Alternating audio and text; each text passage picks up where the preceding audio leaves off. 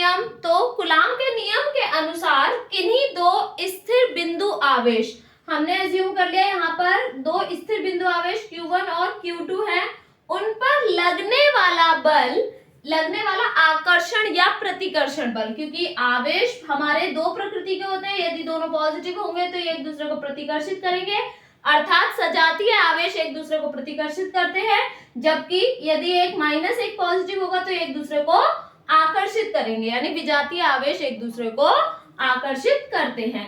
तो किन्हीं दो स्थिर बिंदु आवेशों के मध्य लगने वाला जो बल है वो दोनों आवेशों के, तो दोनों आवेशों के परिमाण के गुणनफल के अनुक्रमानुपाती तथा उनके बीच की दूरी मैं अज्यूम कर रही हूँ यहाँ पर r, बीच की दूरी के वर्ग के, तो बीच की दूरी r, इसका वर्ग स्क्वायर कर लिया, तो बीच की दूरी के वर्ग के व्युत्क्रमानुपाती होता है।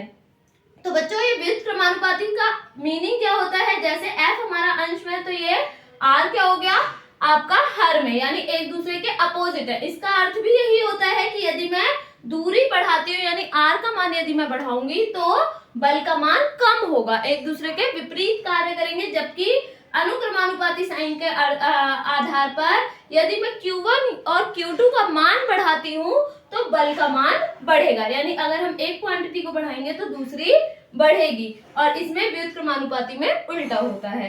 तो हमारा नियम इस तरीके से कंसीडर करता है कि स्थिर बिंदु आवेशों के मध्य लगने वाला आकर्षण या प्रतिकर्षण बल दोनों आवेशों के गुणनफल के अनुक्रमानुपाती तथा उनके बीच की दूरी के वर्ग के व्युत्क्रमानुपाती होता है। तो यहाँ पर अगर हम इन दोनों को कंबाइन करते हैं तो हो जाएगा ये हमारा F समानुपाती Q1 Q2 अपॉन में R स्क्वायर। जब भी हम इस साइन को हटाकर इक्वल का साइन लेते हैं तो हम यहाँ पर एक नियतांक का प्रयोग करते हैं, तो एक नियतांक हम लेंगे जिसको हमने ले लिया यहाँ पर C।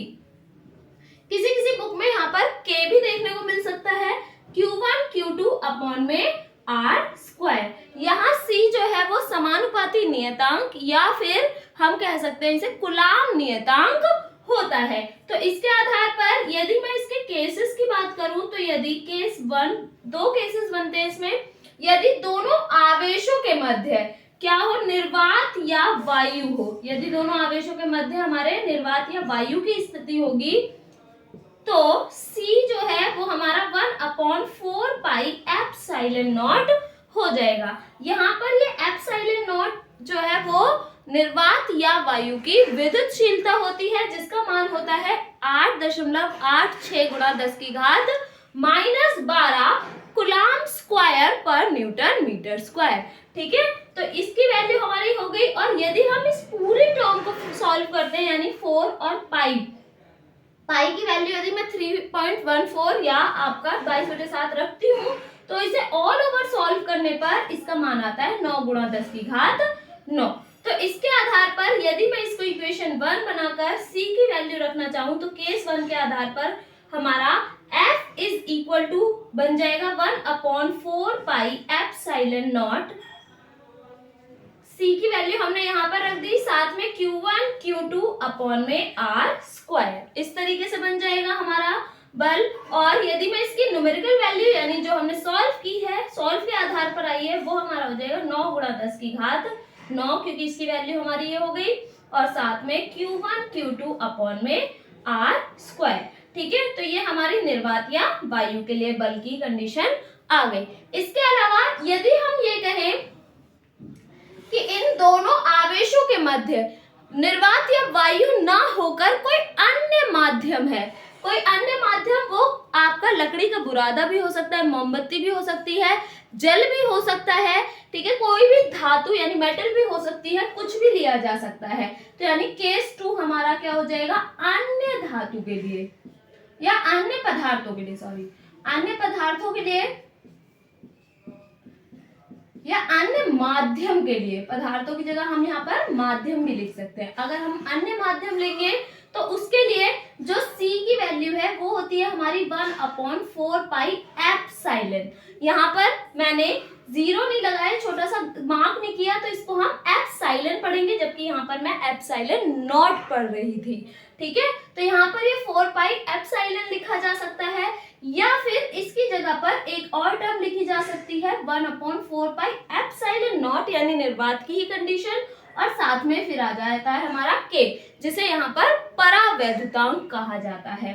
ठीक है, तो यहाँ इसके आधार पर यदि मैं इक्वेशन 1 को वापस से लिखना चाहूँ तो क्या हो जाएगा, F बराबर C की जगह पर 1/4 पाई एप्सिलॉन और Q1 Q2 अपॉन में R स्क्वायर। ठीक है, और अगर मैं इसके आधार पर लिखना चाहूँ तो भी हो जाएगा 1/4 pi epsilon not K Q1 Q2 upon में R स्क्वायर। तो ये हमारा निर्वात, ये अन्य माध्यम के लिए हमारा बल का मान हो सकता है। और इसके आधार पर यदि आप देखें तो एप्सिलॉन जो है वो किसके बराबर आ रहा है, एप्सिलॉन नॉट k के। तो यहाँ से अगर हम परावैद्युतांक यानी k का मान देखें तो क्या हो जाएगा, एप्सिलॉन अपॉन में एप्सिलॉन नॉट। तो यहाँ पर हम परावैद्युतांक की भी डेफिनेशन लिख सकते हैं कि माध्यम की विद्युतशीलता तथा निर्वात की विद्युतशीलता के अनुपात को परावैद्युतांक कहते हैं। इसका मान बेटा हर एक माध्यम के लिए अलग अलग हो सकता है। जैसे यदि हम किसी धातु के लिए देखें तो धातुओं के लिए जो k का मान होगा वो इनफाइनाइट यानी अनंत होता है।